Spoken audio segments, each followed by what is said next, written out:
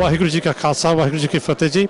I'm joined by Gurpal Singh from Charles Simmons Solicitors, who's a very well-known immigration solicitor across the UK.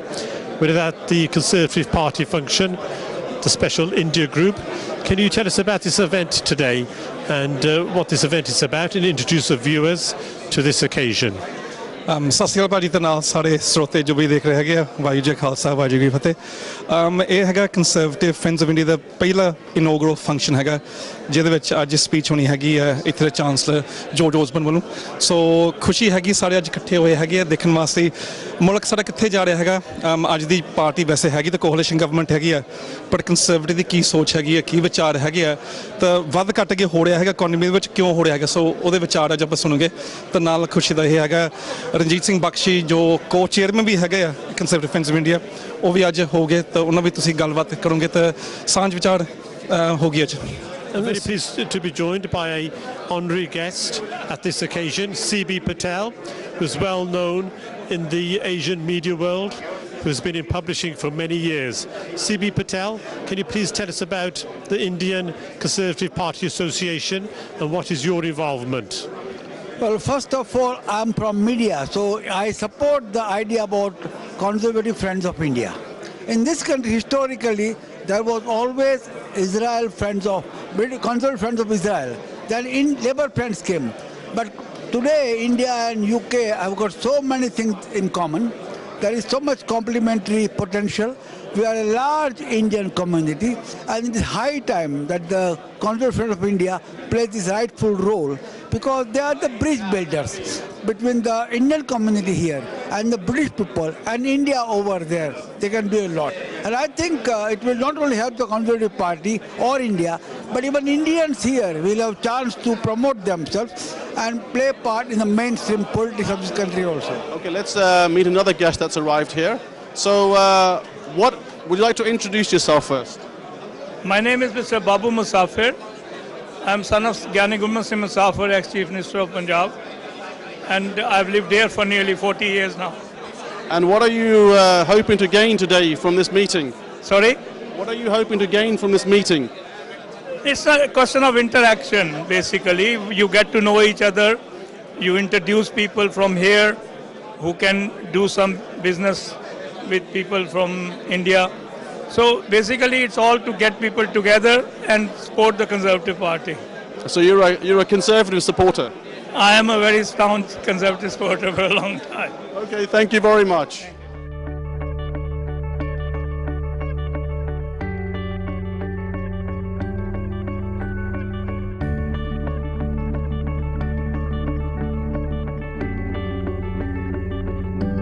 Well, it's a great pleasure to be here at the Conservative Friends of India lunch, and I'm delighted to have the chance to speak to a Sikh-based TV station. And I am a great admirer of the Sikh community in the United Kingdom. I know that they're a phenomenally successful community, both in terms of business and culture, and I was very honoured to be able to work with them to try and resolve the problem that we had with EU aviation security rules a few months back, which at one stage required the hand search of the turban, which of course is deeply offensive to Sikhs. And we did manage to get that resolved, and it demonstrates how effective the Sikh community are in making their voice heard in politics in the United Kingdom. I'm sure today the Conservative Friends of India lunch will provide another opportunity for them to do that, and also for the Conservative Party to demonstrate how strongly it supports Sikhs and Sikh culture and how much we admire all that the Sikh community has achieved in the United Kingdom over so many years. Well, David Cameron is very much aware of the concerns of Sikhs both in the United Kingdom, and indeed he learned much about Sikh culture and views during his visit to India when he had the pleasure of visiting the Golden Temple in Amritsar. He also attended the Vaisakhi event in the House of Commons recently, demonstrating how important the Conservatives and the Prime Minister believe the Sikh community and their views to be, and we're keen to work with them on many issues. not least of which, of course, is that India is now a huge export market for UK goods, and there is the real potential to, we hope, grow trade still further. So that means working with communities in the United Kingdom who have family contacts and backgrounds with India is a great strength and a support to us in building those vital economic links with the modern, successful India that we see today.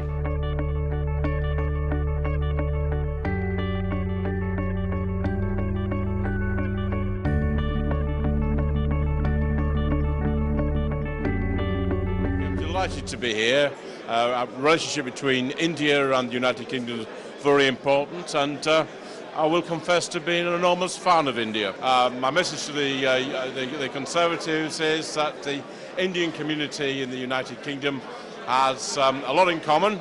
It's a thriving community, it's an enterprising community, and it's a community that should vote Conservatives if we can get our act together and talk to more Indians. I think you should go from strength to strength. I'll be mentoring Mr. Chimbarao in my speech for all the excellent work he's doing, and I should be in India myself in a couple of weeks' time. Well, my message to the viewers is that I think the relationship between the United Kingdom and India is one that we can both grow into, and we have an opportunity of making a significant difference to both our economies. I know the Sikh community in Britain is one that has always given something back to the local community and is always at the very forefront of anything that involves ensuring that residents in a particular area feel part of home. Sikh community have a reputation for being really hard workers, and with the Sikh community comes with it wealth creation, it comes with it a commitment to a community, and it comes with it a commitment beyond the Sikh community to the wider community. The Sikhs are known for people who know how to put something back into the wider community. Vajra Khalsa, Vajra Fateh. I'm here with Manjeet Singh and lunch party. So you guys can tell me a little bit about what you're doing here today? Sure. We were invited as prominent members of the Sikh community that work in finance, and we were invited to this very special lunch. So we decided we'd come down and represent the community. So yeah, that's what we're here to do, meet the politicians and mingle. So who's the honourable guest today? We've got George Osborne as the honourable guest, which is quite prevalent to our industry, I guess, Raj, right? And there's also Michael Grove, Theresa May. So we'll be meeting them individually, and we'll be talking about issues that are important to the community. At the moment we're working on a number of charities. Jay and I work in a number of charities to help the 1984 fund, and these sort of events help us to be able to interact with pillars of society, the people at the top of the society who are going to enable us to reach our endeavours. So people were George Osborne, David Cameron. David Cameron obviously visited the Golden Temple a couple of months ago, and I think there's a real push now for the Sikh community in the UK to help the brothers and sisters in India. Talking about some of the issues with regards to the Sikh community, some of the things that we'll be addressing today, myself and Ranjit, is firstly we'll be approaching the issue of the genocide of 1984, which is yet to be classed as such, but we believe it should. Second of all, Raj, what's the second one? Second of all is the education of the children of this UK. We feel that the education system for some Sikh children has been let down, and we're looking to make improvements which will help to educate the youth of today, both in India and in the UK. Vajra Khalsa, Vajra Fateh.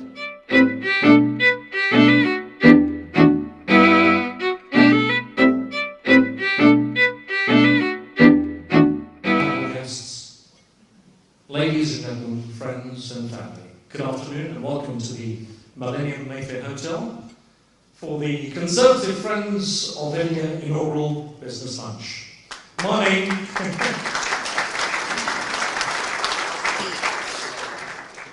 is Tony Patty, and I've been given the distinct pleasure, privilege and honour of being your Toastmaster and Master of Ceremonies today, and hopefully things will go smoothly. We're running about 5 minutes behind time, but I promise you we'll make up for it.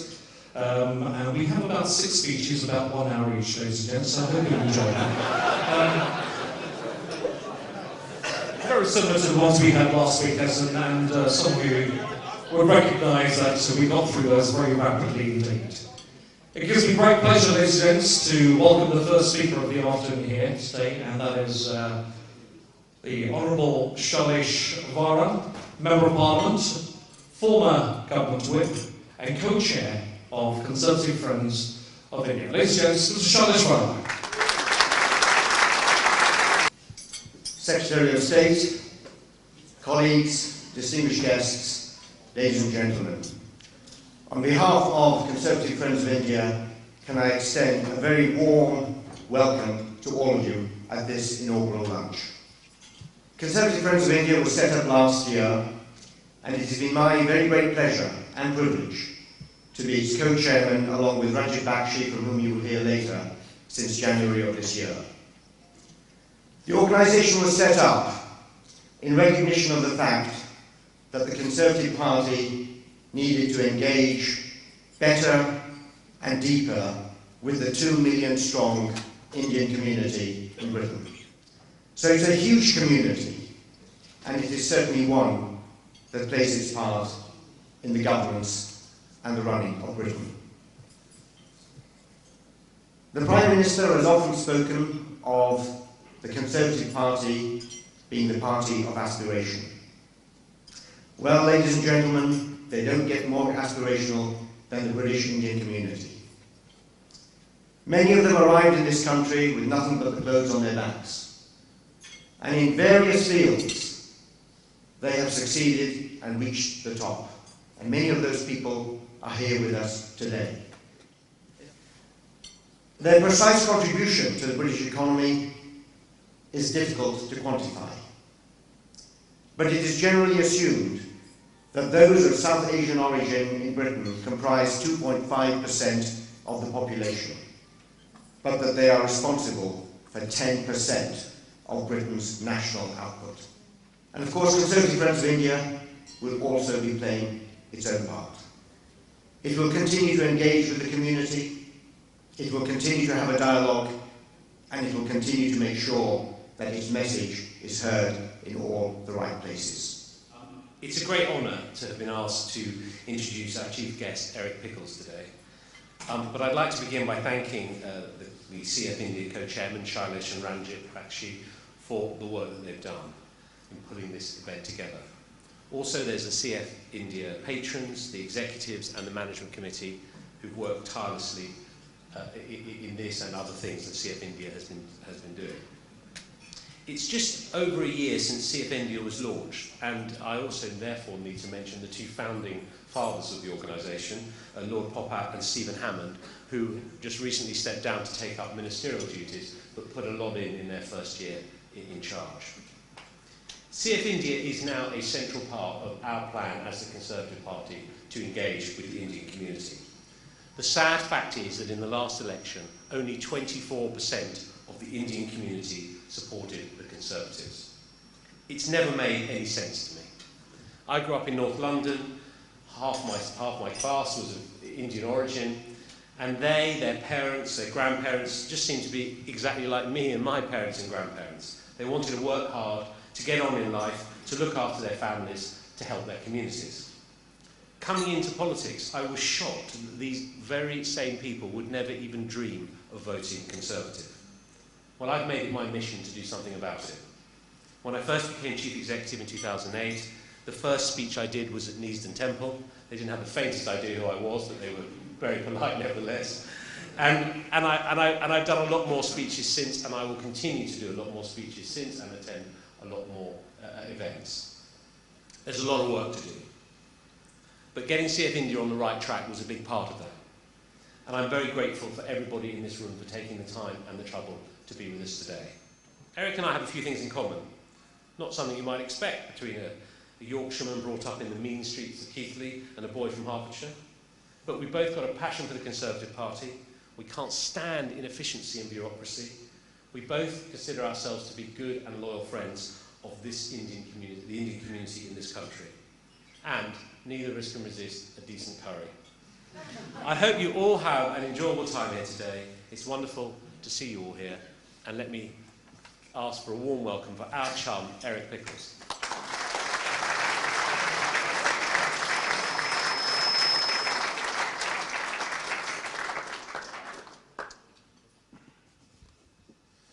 Thank you, Andrew. Charlie said that Dominic had probably eaten more Indian food than English. I challenge that record.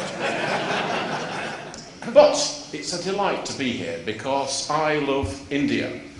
I've visited the country many times and I'll be back there in a couple of weeks. The reason I love it, it's not just because of its sort of vitality, the colour, the energy of the place. It's because it's a young and modern country, going places. But above all, it's a democracy. It's a stable democracy and a stable influence in a region full of turbulence. And of course, it is the largest English-speaking country on the globe. So many connections with this country, but our strong ties run deeper than the mere fact of our large Indian population. A fact that we are Europe's largest investor in India, or that India has contributed so much to the British business success, from Tata to Tetley tea. We share the same cultural icons, whether it's the magnificent Monty Panasar or the inimitable Anish Kapoor. And you know, we've got similar problems. I noticed that there was a gathering in Mumbai last month with the Indian Finance Minister, Mr. Chidambaram, who met with a group of businessmen at the Taj Mahal Hotel by the riverfront, discussing India's economy. And he said something unusual for a politician. You know, the most frightening thing a politician can say is, I'm the government and I'm here to help you. But he said that he'd come with one single mission, to understand their problems and to fix them. Now he went further. He promised a bouquet of flowers to anyone able to report that none of their big investments had been held up by bureaucratic obstacles linked with the government. And I'm able to report that not a single flower changed hands. But he left having identified 215 projects to push through the machine. About 18 months ago, I sat down with a group of fellow cabinet ministers to look at schemes being held up by the bureaucracy of the United Kingdom government. Now, they weren't 215, but I have to tell you, they were a very embarrassing sum. So it's a recognition, whether it's Mumbai or Manchester, government has to roll up its sleeves and get alongside business to get things moving. But I learned something from the Indian community in my native city. It was guts, it was energy that the Indian community brought. Eyes never looking back, but only fixed on the road ahead. They got up and transformed Bradford's economy culturally as well as they did elsewhere in places like Leicester.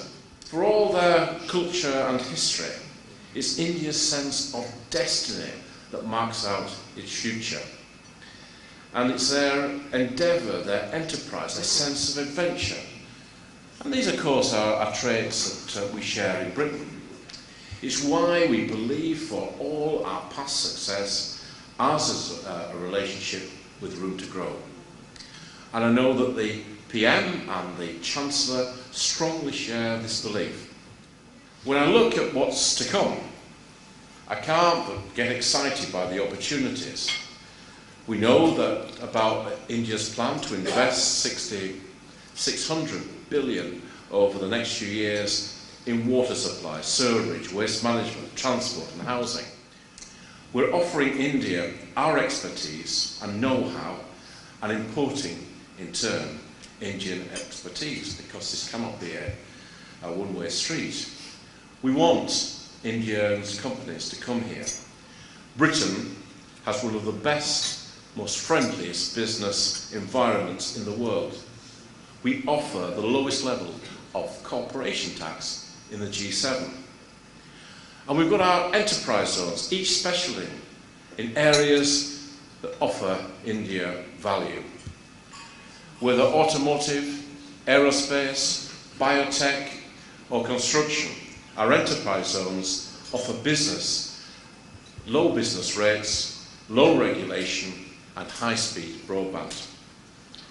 Meanwhile, our city deals are unlocking the potential of our great cities from Birmingham to Manchester. So there's never been a better time to invest in Britain, especially with huge projects like Crossrail, and which the next phase is just about to begin. And of course, High Speed 2 just around the corner. I know Indian politicians and entrepreneurs alike recognise that strong trade and investment relationships are in India's interest too, making the most of our partnership. We've recently begun to realise that there is something more than just serendipity about our powerful partnership. That's why we're funding the curry schools to train more chefs to master the unique Anglo-Indian dishes. It's our aim to produce the best curry chefs in the world.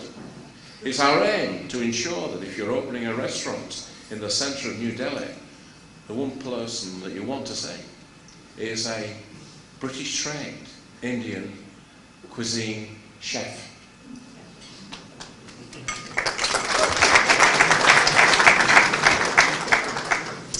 I can tell you're getting hungry. Not many places would applaud curry, but that's a fantastic thing. The proof of our partnership is that is really in the pudding. So wherever you look, whether it's Lord Balamore's Cobra beer, or whether it's the movie makers of Slumdog Millionaire, or whether it's the towering, I'll show Mittal Tower over the Olympic Parks, you will find proof of our award-winning combination. Now, Andrew talked about the Conservative Friends of India. The Conservative Party and the British India community share many values: hard work, family, the importance of education and entrepreneurial skills. But as Andrew sadly pointed out, only 24% of British Indians support the Conservative Party at the last election. And we know we need to do more to prove ourselves, and we're determined to do so.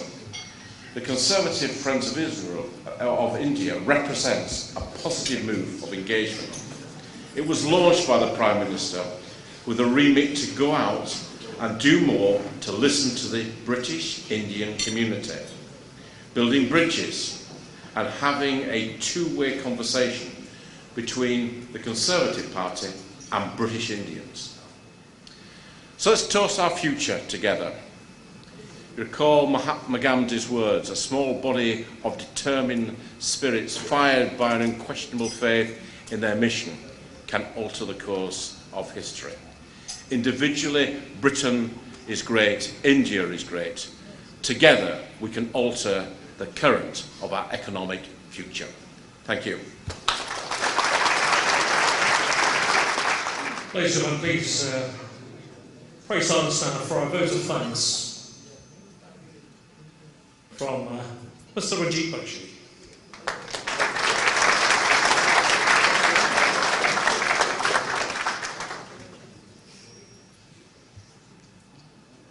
Honored and distinguished guests, ladies and gentlemen, can I start by thanking our chief guest, Eric Pickles, for joining us at such a short notice and really for giving us such an inspiring speech. We are grateful to you, sir.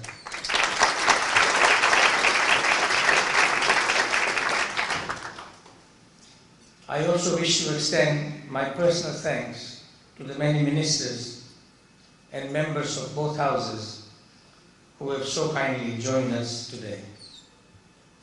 Especially, I wish to thank the party chairman, Lord Feldman, the Chief Whip, Sir George Young, Northern Ireland Secretary of State, Theresa Villiers, our Attorney General and Honorary President of CFI, Dominic Reeves, and Minister at the Foreign Office for India, Yugoslavia. My thanks are also due to you all for coming away from your busy schedules and joining us at our first CFI business lunch. I must say this lunch is hosted at a time when British economy is turning the corner with news of positive growth. Certainly, the credit for this must go to the Chancellor for his management of the UK economy. But this could not have been possible without the contribution that all of you in this room have been making. My fellow British Indians, we have an important role to play, not only in promoting UK employment and economy, but also to stimulate global partnerships, particularly with India. Increasing exports is the only way to achieve strong economic growth, and together we shall make this possible. CFI not only endeavours to promote Indo-British business, but also gives our fellow Indians a platform to share the strong conservative values which are in themselves very similar to our own Indian values. CFI will work to further strengthen this bond of friendship between the Conservative Party and the Indian community. If any one of you would like to speak to me about joining CFI, I shall be pleased to do so. I also wish to take this opportunity to welcome our friend who is visiting us from India on his way to Chicago, Mr. Vikram Sani, a man who a lot of you in this room probably must know him very well.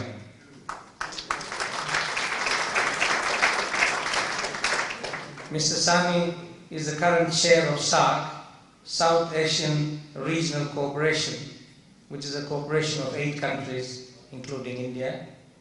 He has currently been appointed Honorary Consul General for South Africa in India, and is also the chair for agriculture in the BRICS Business Forum. Welcome, Mr. Sani.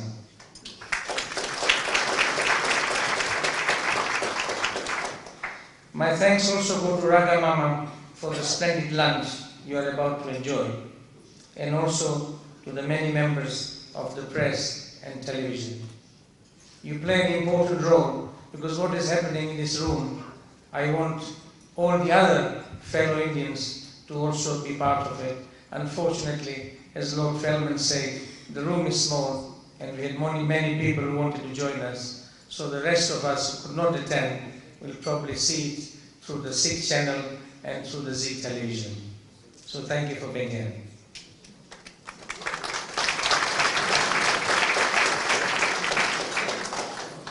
Finally, I extend a very warm thank you to my co-chairman, Salesh Vara, Member of Parliament, fellow board members and patrons of CFI in helping to make this memorable inaugural lunch the first of many more to come.